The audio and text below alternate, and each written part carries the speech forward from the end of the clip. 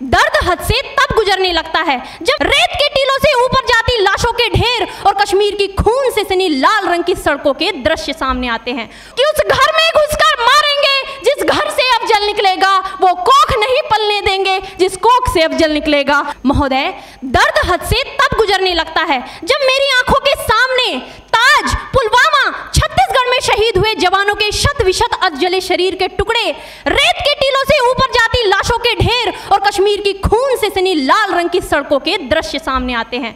महोदय, अब तो हमारा तिरंगा झंडा भी हमसे ये पूछने लगा है कि क्या बात है भारत, आजकल फहराने से ज्यादा मैं कफन में दफनाने के क्यों काम आ रहा हूँ।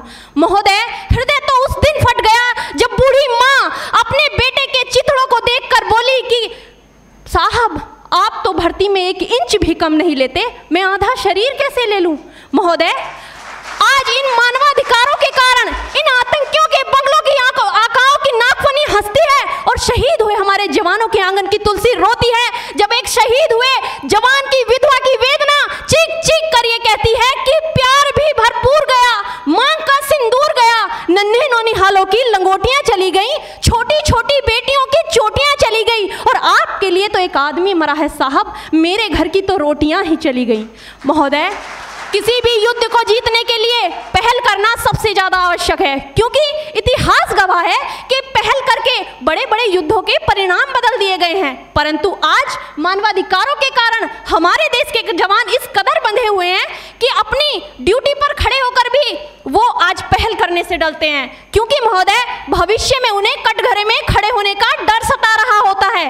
वो ये जानते हैं कि चाहे एक उग्रवादी की राइफल से निकलने वाली गोली को ये तय करना पड़े या ना पड़े कि वो किसे लगेगी, लेकिन हमारी राइफल से निकलने वाली हर गोली को ये निर्णय लेना पड़ता है कि चाहे वो किसी निर्दोष को लगे, दोषी को लगे या ना लगे, परंतु किसी निर्दोष को नहीं लगनी चाहिए। यदि ऐसा हुआ तो ना तो ये समाज हमें छोड़ेगा, ना ही तिल का ताड़ बनाने वाली ये मीडिया हमें छोड़ेगी। और महोदय, मानवाधिकार के तले किसी जवान को दबाकर युद्ध के मैदान में छोड़ देना कोई वीरता नहीं, एक आत्महत्या है।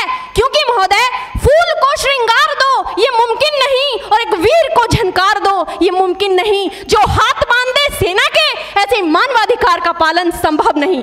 महोदय, आज सत्यनिष्ठा के मार्ग पर चलते हुए भी हमारे देश का जवान इन आतंकवादियों, इन पत्थरबाजों से डरता है, क्योंकि वो जानता है कि उसकी राइफल से निकलने वाली गोली अगर टारगेट को हिट नहीं भी करेगी तो भी 400 मीटर तक जाएगी, और यदि इस बीच वो किसी निर्दोष को लग गई तो महोदय, हमें अपनी नौकरी से हाथ तक धोना पड़ सकता है। और महोदय, अपनी नौकरी को बचाने की खातिर एक जवान आज ये सोचता है कि चाहे सांप मरे या ना मरे, परंतु लाठी नहीं टूटनी चाहिए, क्योंकि आज हमारे देश के हालात कुछ ऐसे हो गए हैं कि चिरागों को हवाओं में उछाला जा रहा है, हवाओं पर भी रोब डाला जा रहा है। अरे हम ही तो बुनियाद है आंतरिक सुरक्षा की, और आज हमें ही नौकरी से निकाला जा रहा है।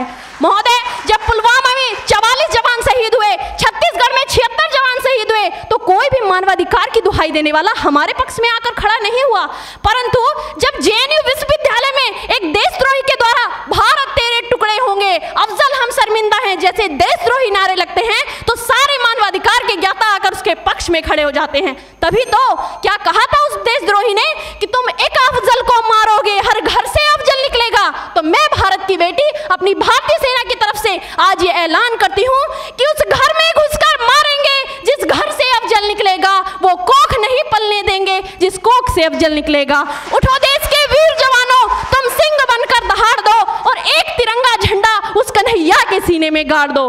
महोदय, अंत में अपनी वाणी को विराम की ओर ले जाते हुए मैं सिर्फ इतना ही कहना चाहूंगी कि मुझे अफसोस है अपने देश की न्यायिक प्रक्रिया पर, जहां आज भी रात के 12 बजे अजमल कसाब जैसे आतंकी के लिए सर्वोच्च न्यायालय के दरवाजे खोल दिए जाते हैं। ऐसे देश से मानवाधिकारों की अनुपालना करते हुए आतंकवाद और उग्रवाद से कभी नहीं निपटा जा सकता। मानवाधिकार के नाम की दुहाइयां देने वालों, सीमा पर लड़ा नहीं जाता, चरखों से शोलों के आगे रामायण पढ़ी नहीं जाती, सीमा पर गोलों के आगे। धरती के घोर कुहासे को एक सूरज ही हर सकता है, क्योंकि एटम बम से रक्षा केवल एटम बम ही कर सकता है। जय हिंद, जय भारत।